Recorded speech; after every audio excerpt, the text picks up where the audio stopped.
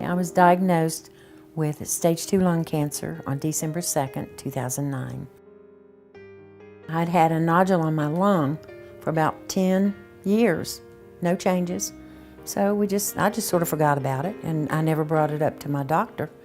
And I was getting ready to go for a physical. And I just happened to ask her, when's the last time that we did a CAT scan on this nodule? And it had been 3 years. So she set it up as Dr. Julia Hemphill. And I had the CAT scan, and there was some abnormality in it. Then I had to have the PET scan. And of course, that's, what I heard was when you have a PET scan, if there's anything wrong, you're going to glow. Well, I glowed.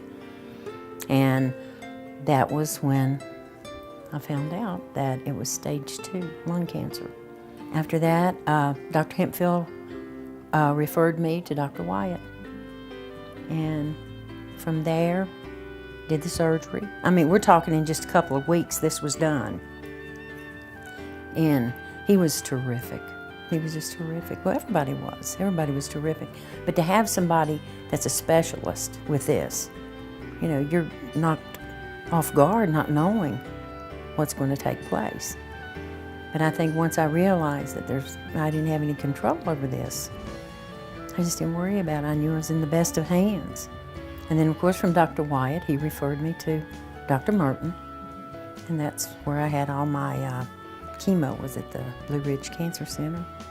Well, I know that the entire staff on the progressive care unit, every one of them was terrific. And I remember this one young lady, and I do think her name was Mary. It was just amazing. But they all were. But it was just like she was there to take care of me. Whether there were any other patients around whatsoever, you felt like you had that one-on-one care. And I truly felt that way. Something else was the staff at the cancer center too. They were pretty amazing. You sort of get to know these people one-on-one. You'd have a different nurse each time. But they were terrific too. So, I mean, I have nothing but good experiences through this entire time that I was out. So, I told Dr. Wyatt the last time I saw him when he said, I don't need to see you anymore. I said, well, I thank you for what you've done. I thank God I'm alive, and I hope I never see you again. I mean, what better thing could you say to a doctor?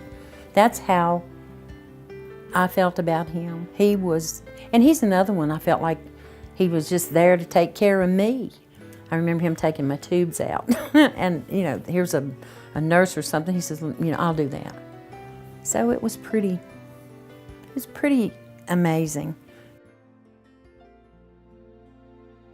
We had decided before she went into the hospital that I would not be staying with her. I was going to babysit her puppies. And after she had surgery that evening, she looked at me and said, "Are you going home?" And I said, "Not if you don't want me to." So I was there day and night with her the whole 5 days. She was very comical. I cannot say enough about the staff at Roanoke Memorial Hospital. The staff that she had was remarkable, very personable. They even brought my breakfast to me, and they didn't have to do that.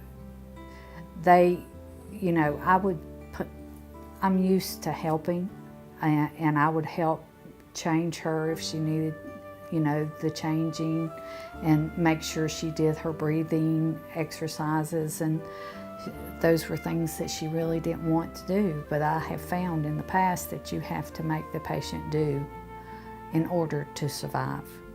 She is a survivor. She's my oldest sister and my best friend. And I'm just thankful that she's here with me today. And when a person is called in to that type of work, it takes a special person It takes a person that loves people, that really wants to care for them and see that they have the best care.